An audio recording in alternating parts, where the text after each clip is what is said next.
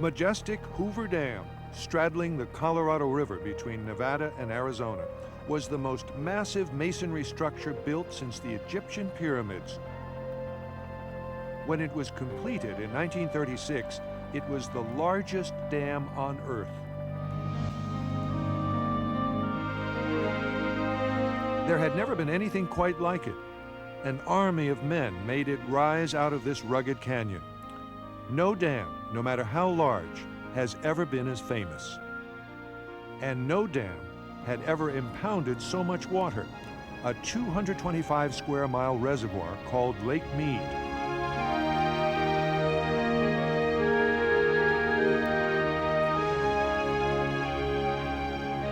It was the first of its kind and a model for all the world's concrete dams that were to follow. But more than that, it changed the very face of the American Southwest and made it possible for a desert to feed a nation.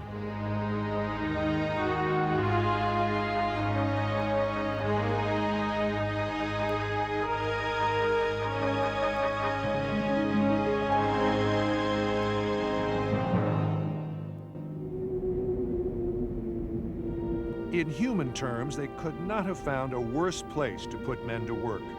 The Nevada desert, about 100 miles from Death Valley. Here, on the desert floor, the temperature can soar to more than 130 degrees on a summer afternoon, making it unfit for human life. It may seem ironic that here in the middle of this harsh, arid landscape, there was so much water flowing in the Colorado River, at times with such ferocity, that it had to be controlled.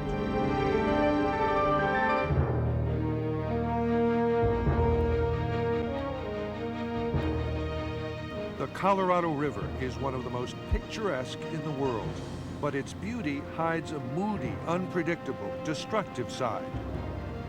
This is the river that cut open the earth to sculpt the greatest geologic feature on the planet, the Grand Canyon. Drop by drop, eon by eon, it is the supreme architect of canyons. For millions of years, it has sliced through the American West, draining an area of 242,000 square miles in what are now 7 states. In spring and early summer, gorging itself on the melting snowpack in the Rocky Mountains, the Colorado periodically rose up and overflowed its banks, wiping out farms and flooding towns on its rampaging course down to the Gulf of California in Mexico. Small earthen dams had been erected in futile attempts to control it, but by 1920 it became clear that something monumental had to be done.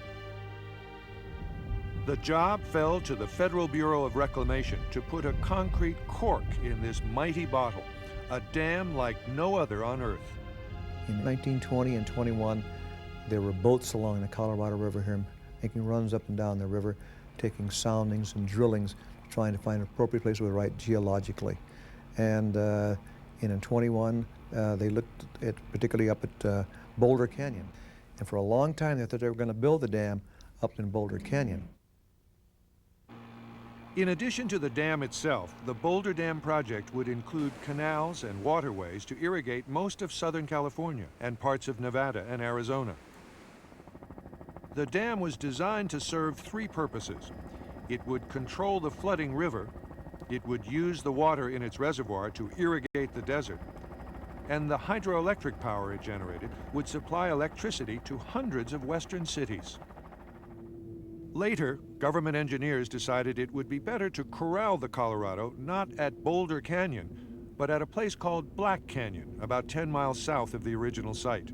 The original Boulder Canyon would not have impounded as much water, and there were questions about the geology associated with the Boulder Canyon. So when they started looking, they still called it the Boulder Canyon Project, but the location is the Black Canyon, and the rock turned out to be very tight in the Black Canyon. It was also a little narrower, and it turned out that it would impound even more water. Even without its rattlesnakes, Gila monsters, and tarantulas, Black Canyon would be a terrible place to be.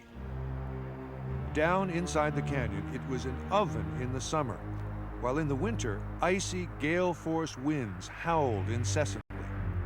It was no place to gather a workforce, but it was in the middle of the Great Depression. And once word got out that there were going to be jobs available some 30 miles from Las Vegas, the nation's desperate families flooded the area. The word went out across the country to the unemployed that there were jobs out here. And of course, Boulder Dam had been, the proposal had been all in the news in 1930 and 31. And in 1931, Las Vegas was just inundated with people from all over the country, families arriving on railroad cars and boxcars and hitchhiking and everything else with the idea that there were jobs. When I came here, there was 30% of the workforce in this country, in the United States, was out of a job.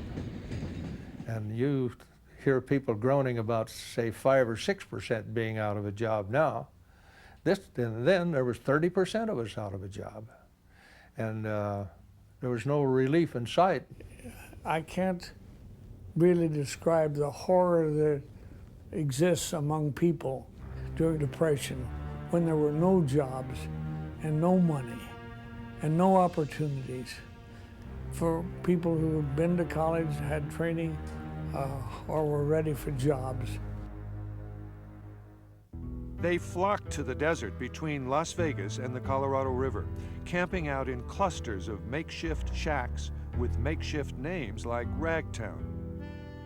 They lived in cardboard houses, they had no running water, they had no sewage facilities, there was no school for the children, there was nothing like, power to run any kind of appliances, and they simply lived really out in the desert or, down the canyon. Yeah, it was a desolation. It was terrible. The people just get anything they could, cardboard boxes, or maybe lucky enough to have a tent and just anything. And then the sun and the, not a spot of shade. It will never be known how many women and children died in these camps as their men waited for jobs. No figures were kept on those who succumbed to the heat, the bad water, the poor sanitation, the lack of food. I don't know how many died, but I know people did die of heat stroke. And of course, they're out there in the desert, and there are rattlesnakes and a whole variety of critters, and people and kids would get bitten by rattlesnakes. And the best they could do for sanitation was simply take a shovel and walk out and dig a hole out there. The best they could do for keeping cool and like that was to spend their time in the river. But they kept coming. Months before the government had even awarded the contract, thousands of desperate people were trying to hold on, waiting for those jobs to come. Then, in March of 1931, a consortium of 6 companies was awarded the contract to build what was then called Boulder Dam.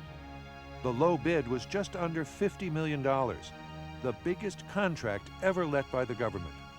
You had such a huge undertaking when this was proposed. There was no single construction company in the world which could have tackled this job, and so that's why the 6 companies got together. And these 6 companies getting together made it possible to build a dam where otherwise it would have cost 20 times as much and been a federal job. To make it all happen, the 6 companies sent an engineering genius by the name of Frank T. Crow as their superintendent of construction. Over the next 5 years, he would drive the men, fight the weather, and tame the river to get the dam finished. Within weeks of signing the contract to build the dam, they had Crow in place. The only other things in place were a bunch of jobless men and a deadly desert. There were already plans drawn up to build a real town for the workers and their families to be called Boulder City. It would replace all the rag towns in the area and have real streets, sanitation, and a government. But the administration of President Herbert Hoover, being blamed for the Depression, did not wait for the town to be built before getting the men to work. Because of the massive unemployment, and because President Hoover wanted to put people to work as soon as possible and as many as possible, so this could be an issue in the 1932 election. So he can say, look, Herbert Hoover does care, I should be reelected, and we are putting people to work and things like this. So this was 6 or 7 months before the men should have been there. To make sure everyone got the message, the administration changed the name of the project to Hoover Dam. So now the Boulder Canyon Dam was not in Boulder Canyon anymore, it was in Black Canyon. And it was not even Boulder Dam anymore, it was Hoover Dam. Whatever it was going to be called and wherever it was going to be, with the hot summer of 1931 approaching, Frank Crowe and 6 companies were about to get the greatest government construction project in American history underway. A road from Las Vegas to the Boulder City site had already been graded, and the Union Pacific had laid tracks from Las Vegas by the time 6 companies incorporated landed the contract for the dam. Boulder City was unique. It shot up out of the desert almost overnight. Not since the American Gold Rush days had a town sprung to life so quickly. But this was no wide-open boom town. This town was built and run by the government, fenced off from the rest of the world to keep out the jobless, the homeless, and the unregulated businesses. One of the things that they didn't want Boulder City to become, and that's the reason they set up the reservation, they didn't want it to be like just another construction camp or like a mining camp, you know, which would be full of saloons, full of single men drinking, full of brothels, full of gambling, crime, and like that. The police force was comprised of U.S. Marshals, and they enforced the government and 6 companies' rules unerringly, even to the point of strike breaking. As arbitrary and dictatorial as the town government may have been, Boulder City became a model town. Within weeks, where there was once only cactus and Joshua trees, there were homes, an administration building, a hospital, barracks, a mess hall for the single workers, a recreation hall, a company store. Trees and lawns were planted. But this oasis was only for the lucky few who could get jobs. They set up a gate on the highway, and in order for you to get in there, you had to be registered with 6 companies and have a pass card, you know, written, signed by Frank Crowe, the general superintendent. Otherwise, you couldn't get in there. By late spring of 1931, before Boulder City was ready for residents, Frank Crowe and the 6 companies were hiring men to begin work on the dam. But there was not enough work to go around. Desperate men clamored for the 5,500 jobs that would eventually become available. Some people would go in there and sign up on 4 or 5 different names.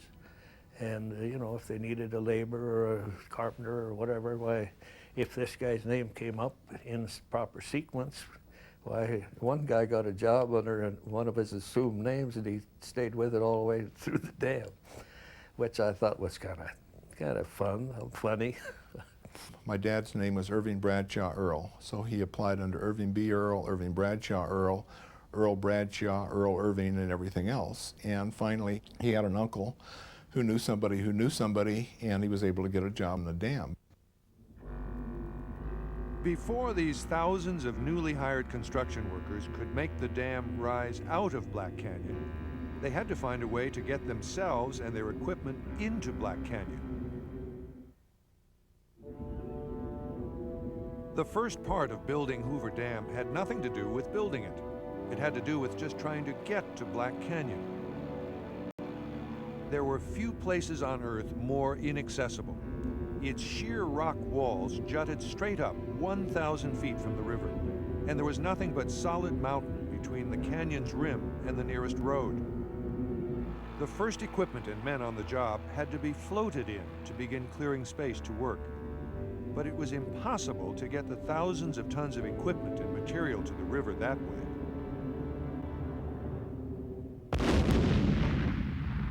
The only way to get the men and equipment to the job was to blast their way through the mountains, then etch switchbacks down to the river. First thing you do is do what we call infrastructure construction, and that is that you don't just go in and start digging, you have to put the roads in. So the first thing is build the roads.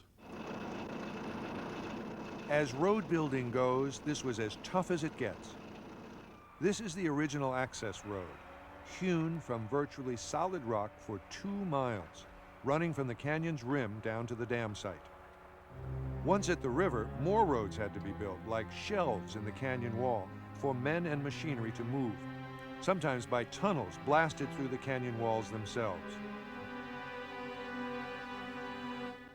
At times, it looked like they were blasting apart the whole canyon as they blew away thousands of tons of rock to make way for access roads and tunnels. Some 21 miles of railroad also had to be put down to eventually deliver all the material needed for construction. When the operations were at their height in little more than a year, these tracks would carry a volume of traffic heavier than any main railroad line in the nation.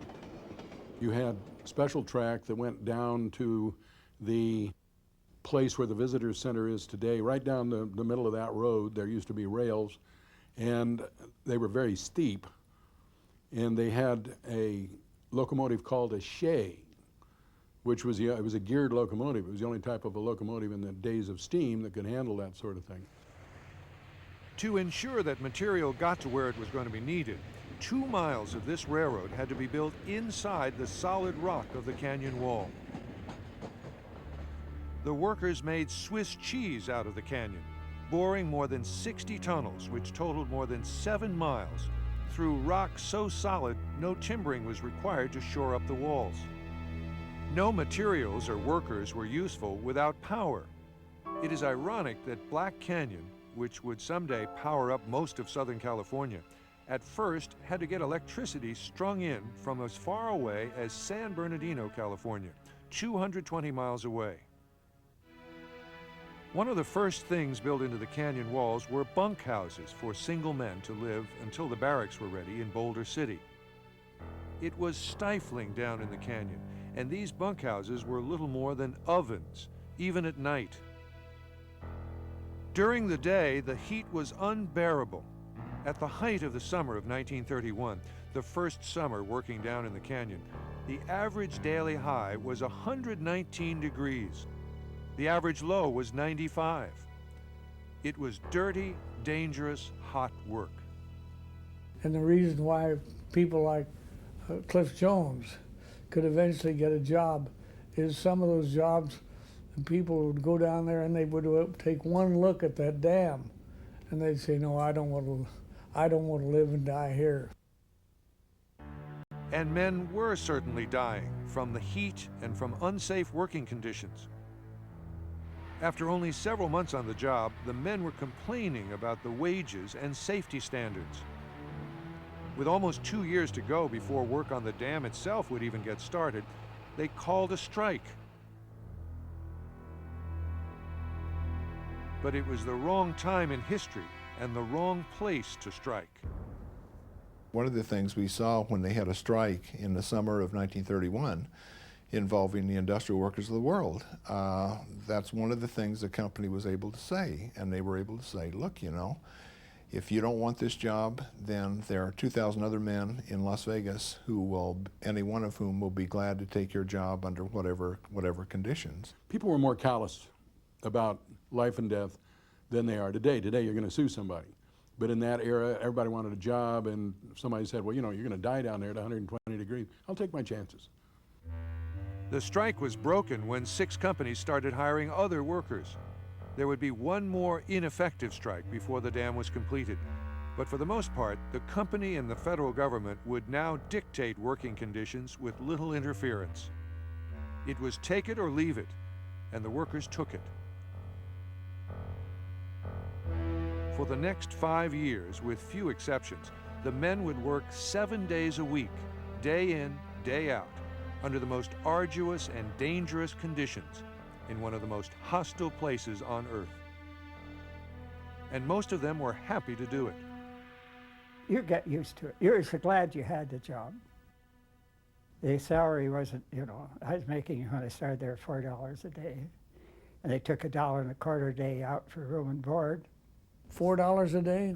$4 a day was like $4,000 a day is seemingly in the area today.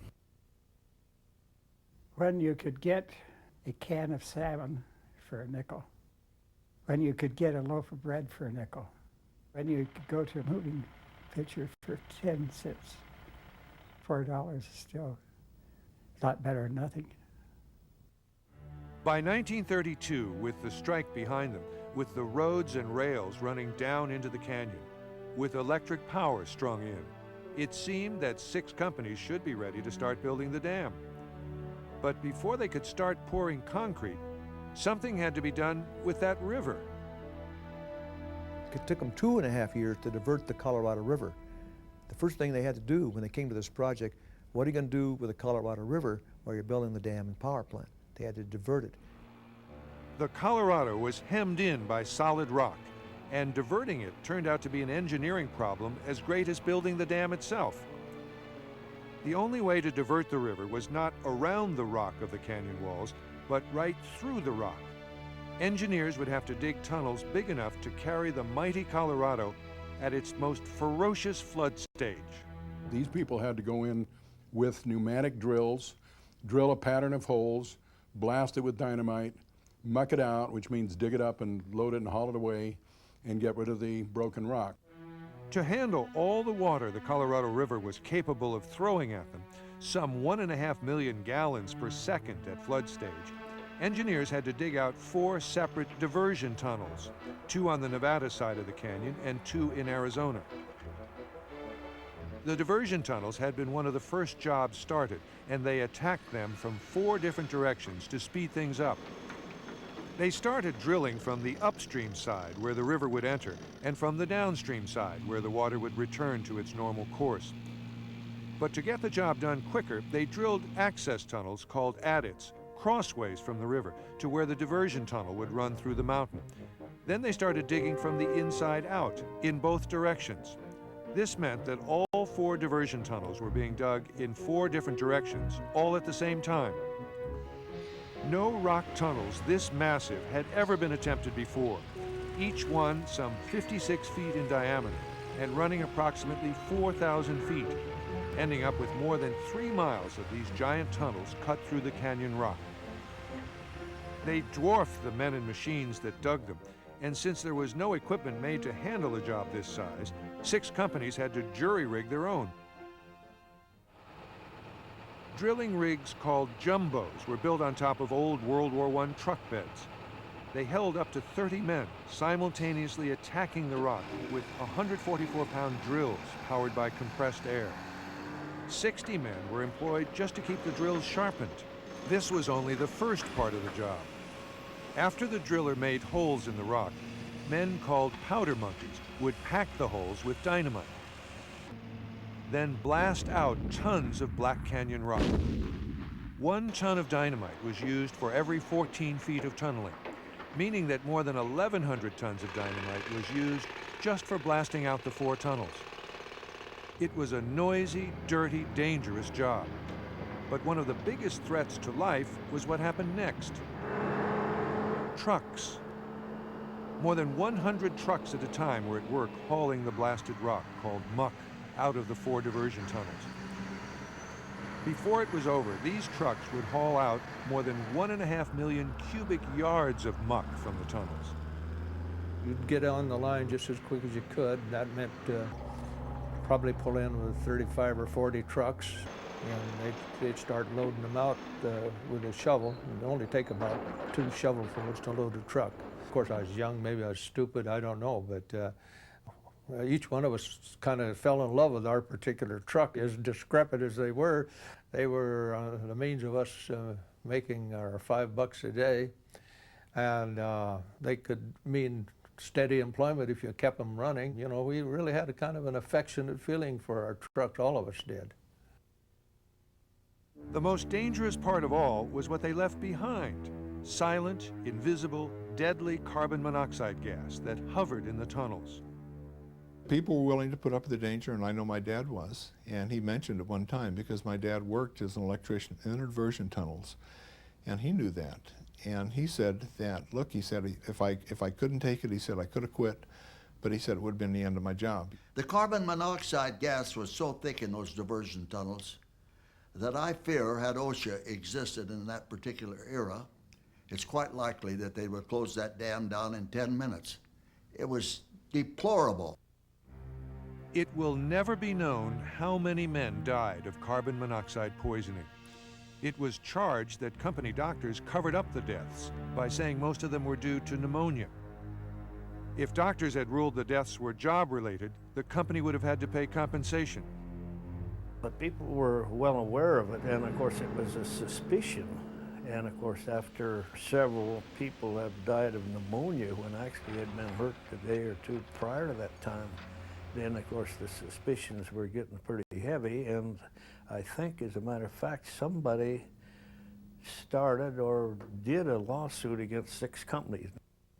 6 Companies Incorporated was able to win most of the lawsuits and keep the others tied up in court until the project was almost completed.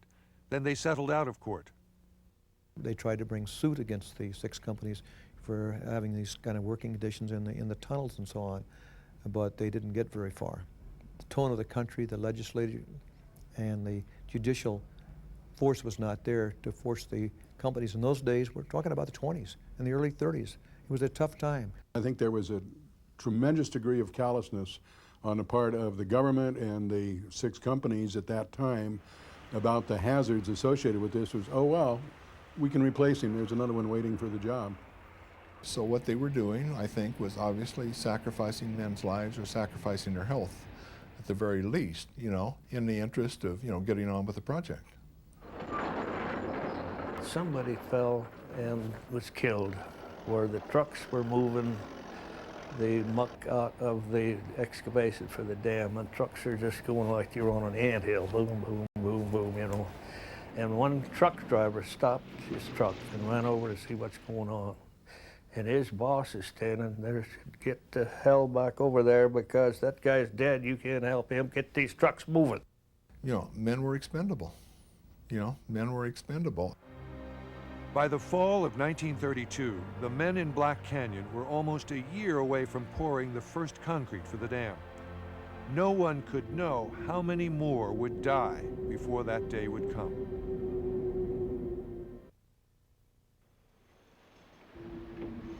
Some of the most dangerous jobs at Hoover Dam were in the preliminary work on the canyon, not in building the dam itself. These men were called high scalers, and they performed a sort of boulder ballet, scooting along the side of the canyon with nothing but 600 or 700 feet of air between them and death. They had to risk their lives and take the chances of life or death by scaling those cliffs 600 or 700 feet in the air or 400 feet in the air. But it doesn't make any difference. If you fell 400 feet, it was the same result as if you'd fallen 700 feet. Didn't make any difference. They made the top rate in Black Canyon, $5.60 a day. Using jackhammers, pry bars, and dynamite, they had to clean the canyon face down to smooth, hard, solid rock. Scaling is necessary because you don't want somebody beamed with a rock that's just fallen 500 feet. And the rock on the side of the canyon walls up above the work area, some of it was loose, some of it was sort of loose, kind of weathered, but you weren't sure about it. So the purpose of scaling that was to make sure that it was all good, tight, solid rock, and none of it would come down because of a rain or because of a freeze. It was some kind of a dangerous job, dangling on a rope up there 600 feet in the air and drilling those holes with what we called a jackhammer and filling them with powder and then extending the detonator out to where they were later on detonated and the canyon would bring down. Hundreds of feet below the high scalers, the diversion tunnels had been lined with concrete and were nearing completion as dump trucks made thousands of trips, piling tons of rock and debris into the middle of the Colorado River. This was the first part of what was called a coffer dam, used to keep the construction site dry. Its first job, though, was to block the river and coax it out of its normal path and through the diversion tunnels.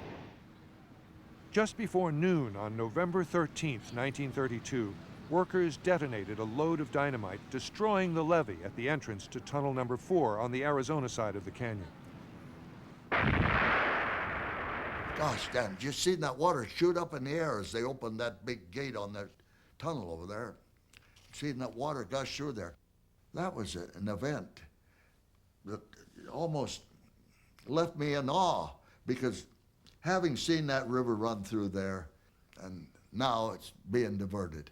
Oh gosh, it was really something.